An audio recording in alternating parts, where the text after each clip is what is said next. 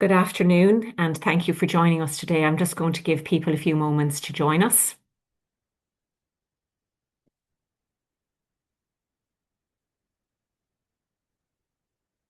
You're very welcome to the UCD Smurfit Executive Development Virtual Open Week and today's webinar entitled Radical Uncertainty: Is Your Leadership Future Fit? Which will be delivered by our Programme Director, Dr. Marianne Roux.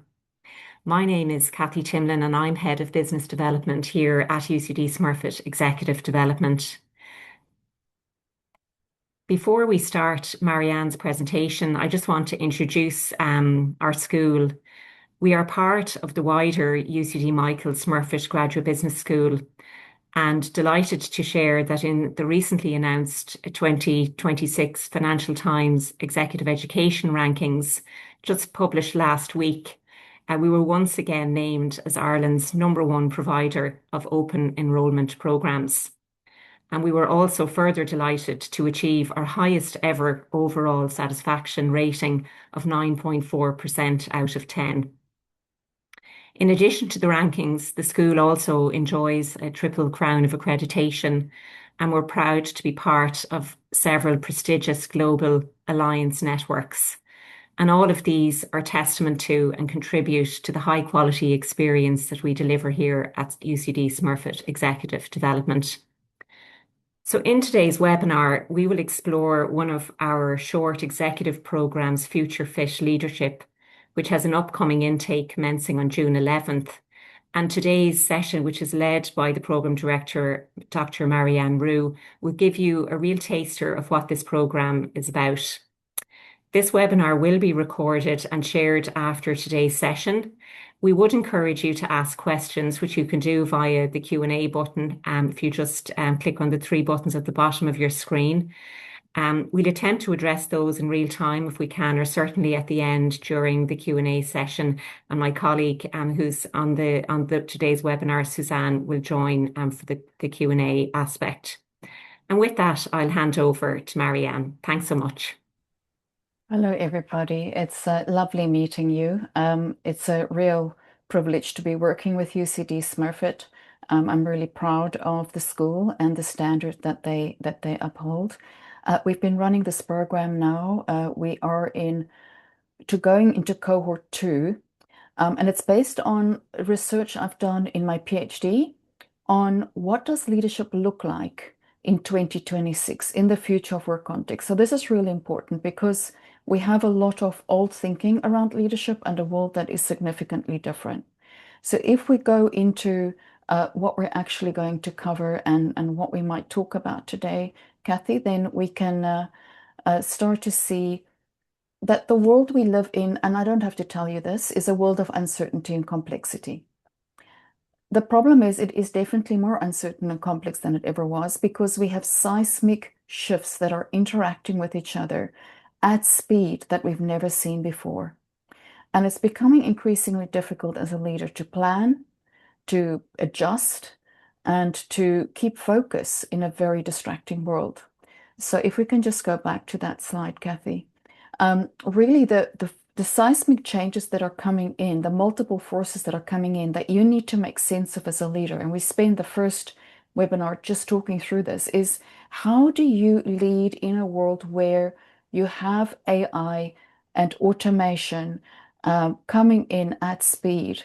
How do you run those Industry 4.0, 5.0 changes in your organization, which changes workflows, which changes operating models, which changes work itself, which then at the bottom changes the skills that we need. And the skills are becoming extremely obsolete very fast.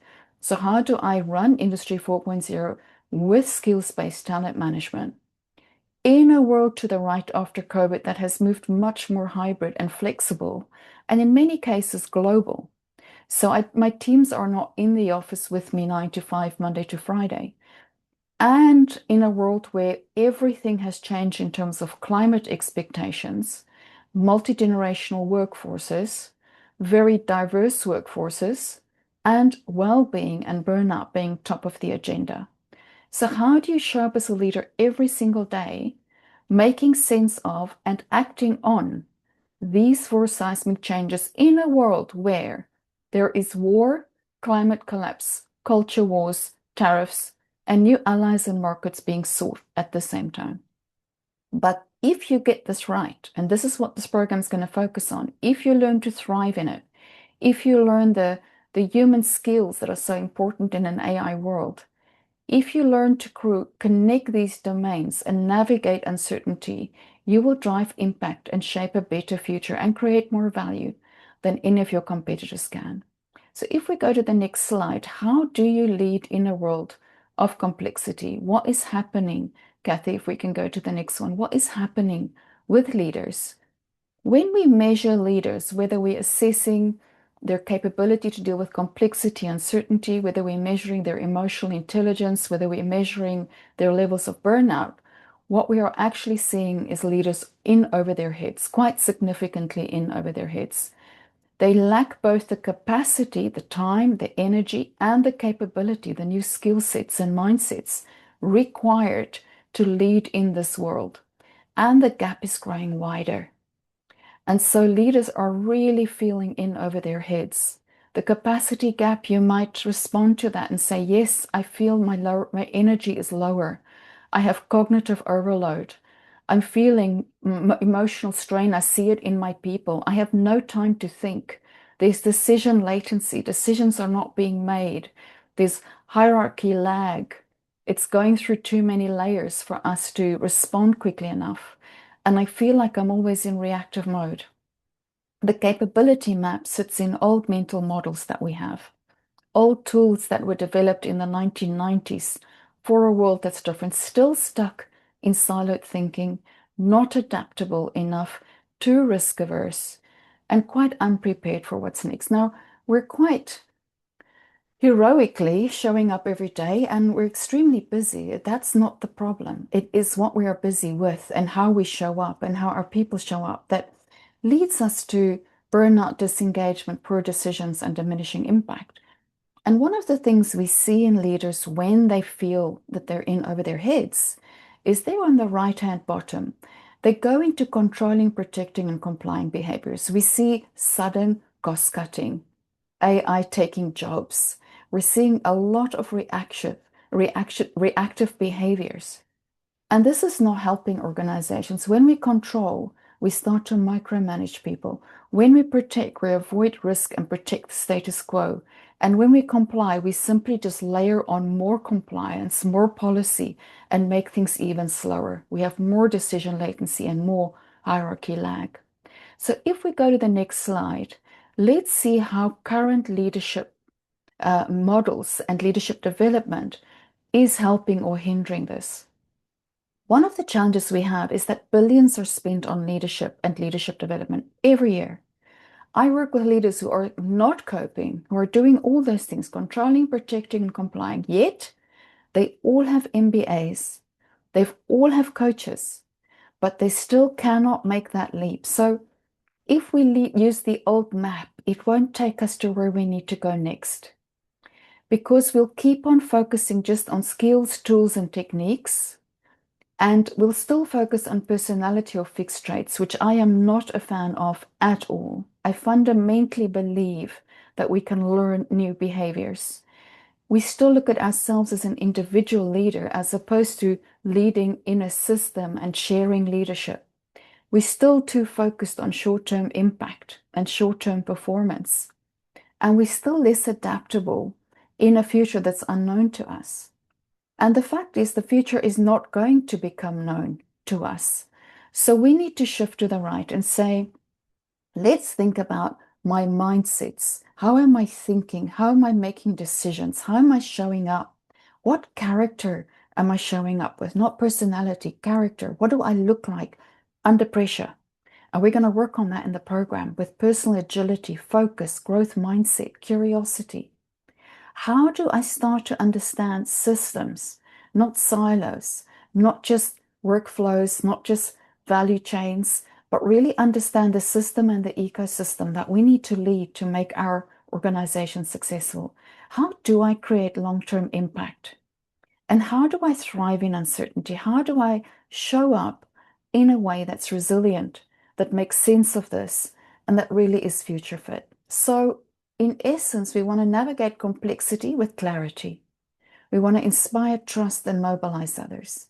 We want to make, especially in an AI world, ethical, future-focused decisions. We want to co-create solutions that last with our people, and we want to leave a legacy of positive impact. The question is, how do we get there? If we go to the next slide, I'm going to show you what a lot of the thinking has moved to. And think about for a moment what your leadership paradigm is, what your organization's leadership paradigm is. Are you still looking at leadership 1.0? Even if not intentionally, are we still, especially under stress, going back into command and control behaviors? Are we still trying to be the hero, trying to figure things out and then bring the solutions? Are we still over obsessed with our traits, our extroversion, our introversion? Those things are interesting for you to know, but they do not make you a good or bad leader. Are we still over focused on competency development? And what I mean by that is we look at a 3-day change management course and we learn competency of that. We do a communication course. The problem is we're not shifting in our ability to lead in more complexity. So we're applying that course at our level of ego. And what that means is if I am held on to being an expert, I'm going to deliver that as an expert. If I define myself as an achiever, I will deliver that as an achiever. But if I define myself as a strategist that doesn't need to know all the answers, that can adapt my mindsets, then I will look at change very, very differently, at communication very, very differently. We're still often stuck in hierarchy and narrow tasks. We still very much want to have others like us and belong, and we're not very comfortable challenging the status quo, and that makes us socialized. We also might still talk about leadership as if it belongs to the elite few. So maybe you see some remnants of that in how we talk about leaders in your organization, or even in how you see yourself. That's all very old leadership. That comes from the army, that comes from very old 1950s, 1960s models of leadership in a Monday to Friday, 9 to 5 world. That world does not exist anymore. In the 1990s, when most of my career was starting, we went into a very transformational leadership style, and we said to leaders, but it's still very individual. You need to be visionary and charismatic and transformational and build a great culture and pull your people along and build burning platforms. Still, though, very individual. And still not, we empower people. That's not co-creation. And still, it's very socialized. Still, we are very situational. Still, we are not at the place where we are now, which is AI augmented, human-centric, and systemic leadership. And we need to think about this. We need to think about leadership needs to be shared, especially in human and machine collaboration teams, needs to be shared so that judgment can be made in the right places, the ethics can be managed, the customer's answers can be quickly dealt with, shared at all levels of the organization. And also, in a world where machines take a lot of the tasks we used to do, the reporting, the analysis, as leaders, it's taking away our tasks, up to 50% of our tasks. We need to be inherently more human. We need to show up with more relationship, more empathy, more curiosity, more growth mindset, more judgment. We need to understand that we as a whole person have to show up. That's integrative, holistic, and deep. Our character is what will carry the trust. How we can build trust. And we need to understand that we don't reach the pinnacle of leadership ever. It is a lifelong journey of getting a little bit better each month. What I call 1% better every month, which means at the end of the year, we are 12% better at a little bit better at understanding AI human teams, a little bit better at having good conversations with people that really matter, a little bit better at empathy.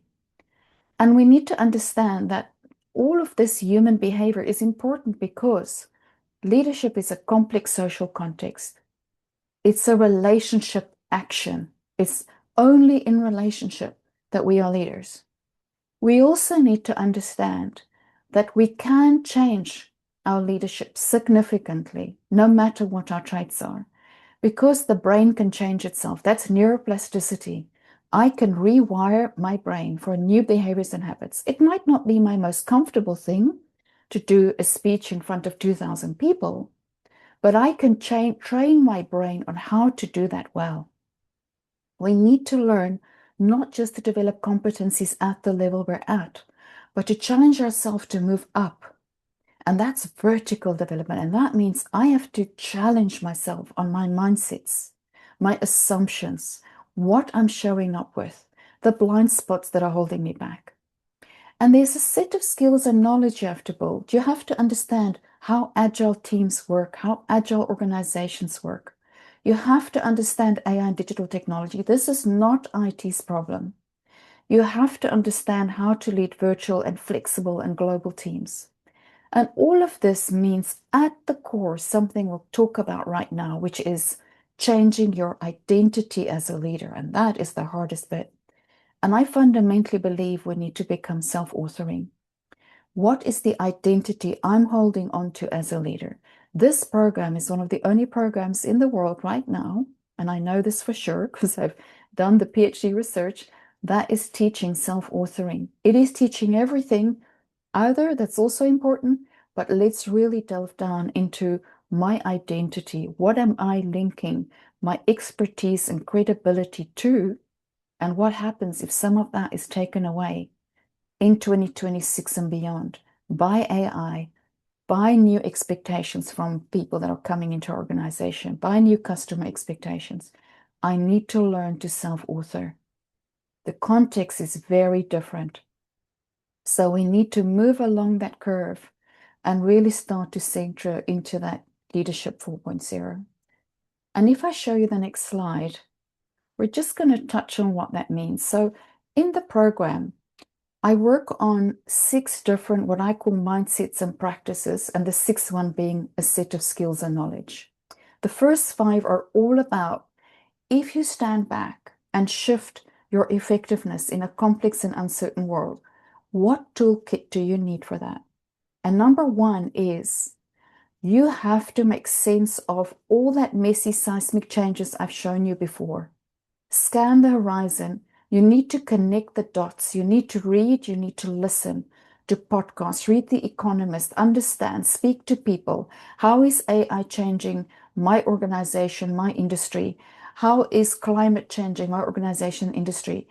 How does the war, how does petrol price, how does all of that affect? And you have to do this weekly. And you as a leadership team have to make sense of it together so you have a good, solid, shared narrative about it. What does it mean for us? And what actions do we need to take? Is my business strategy built on that? Is my people strategy? What new skills are we going to need? That contextual intelligence and sense making is very low in leaders when we measure it. And it really is something I focus in on for you to really make sure that you are constantly making time to make sense and build contextual intelligence. So that's critical. We start with that. Then we go outside. Then we go deep inside. We say, right, what does that mean for me? I need to stay curious. I need to embrace change. If I'm not doing it, no one else will. I need to learn continuously. I need to adapt with confidence. How do I show up with personal agility and curiosity? And I really call this the human superpowers. These are all the things when they talk about human skills that AI cannot do, right? AI cannot do this. It might even help you a lot on contextual intelligence and sense-making AI, but it cannot do what you need to do next, which is really show up with character, able to really convince your people, able to pull them along with you, able to really motivate for those skills changes. AI cannot do number 2. AI cannot do number 3. And this is really missing in a lot of programs. If we are in this AI world, how do we make ethical and moral decisions? We're going to find more and more that our values are challenged. And I'm not talking about big ethical scandals. I'm not talking about Dieselgate with Volkswagen or any of those. I'm talking about your daily word usage, your daily decision making, your daily things that you do that are just slightly off from the values and behaviors that you're espousing. And how people pick up on that. and how people start to say, do they really care about people if they do that or if they say that? Where are those contradictory messages we're sending? How do we make values-based decisions? Because we're going to have a lot more trade-offs. What trumps what? Do we have trade-off rules? How do we create positive impact? What are we willing to say no to become a sustainable organization and a trusted organization? Four, we then delve deep into that leader identity and ego. Now, these ego identities are diplomat, ego, achiever, strategist. Where you hold your worth is how you're going to show up. And as you go more senior, you have to let go of being the expert and having all the answers or being the super achiever hero that outperforms everybody. And you need to understand that you're leading experts, you're leading leaders, and you need to change your identity. Who am I now that AI are taking a whole lot of the things I used to own away? Who am I? If I get 50% back of my time, what am I going to do with that? What choices do I have with that? There's so much you can do. Then, number five, I fundamentally believe in this. It all makes sense. It's too complex for one individual. And also, we're all working in ecosystems. We're working with people that are contracting to us, partnering with us. How do we really drive collaboration and ecosystems that work well together? How do we break down those silos, co-create solutions, build strong relationships? How do we multiply our impact through our system? And finally, in the course, we're going to look at if we really get that mindsets to inspire, practices to embed impact that lasts. There's a set of knowledge and skills that will keep moving as technology moves, as the world changes. Currently, you cannot lead well if you don't have some of this knowledge and skills. AI and data literacy, agile and design thinking, systems thinking, future literacy, and influence and communication. If you're not able to do those things, if you don't have the skill sets to do that, it's going to be very hard to make anything change in your organization. So that is from my PhD what we found. Leaders in 2026 in the future of work context in complex, uncertain environments. This is how they lead well in radical uncertainty. So if we go to the next slide, at the core I've set to you is leader identity. How do I become adaptive? How do I become aware? How do I become more authentic? And how do I become more integrated? And I'm really going to work through moving from opportunist, diplomat, expert, all the way through to being an achiever and becoming driven by success, high performance, to becoming a strategist and an alchemist, where I'm really more conscious and having a greater impact, inclusively, transformationally, and purpose-led. And I'm really going to take you through a fundamental, this is something I've been studying for the last 10 years and has been really missing. I'm going to take you through a fundamental shift in ego action logic so that we really can show up with more wisdom and more courage in the age of AI. I believe that is the secret to unlocking a lot of what we need to do today.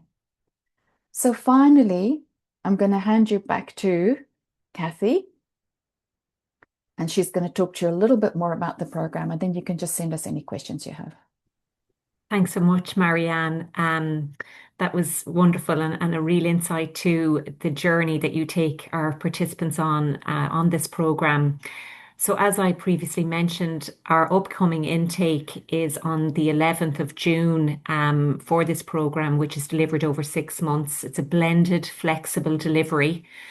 So really designed for busy working professionals. I've shared with you there on screen the dates, which are also available on our website. So it commences with a virtual session on June 11th, then in person later in June 24th and 25th, which is on site here at our Executive Development Centre at our beautiful Blackrock campus in Dublin. Then we have the 2nd of September, which is virtual, as well as the 15th of October. And then you're back in person here with us on the 4th and 5th of November. And they're full day in-person sessions. So, the award that you get at the end of this program is a certificate of completion, and I've shared with you there also the fees of €4,450, and there is a 10% discount for UCD alumni. So, we're very happy to take any questions that you might have. So, I'm going to ask Suzanne to join us if there are any questions, Suzanne. Hello, yes. Hi, Marianne. We've just a couple of questions there. The first one, just is there any particular profile of attendees on the program in terms of, for example, job titles, seniority, or even industry? Yeah, so we have various industries, actually really interesting. As you know, Suzanne, we have the European Commission on there, so that I think is interesting.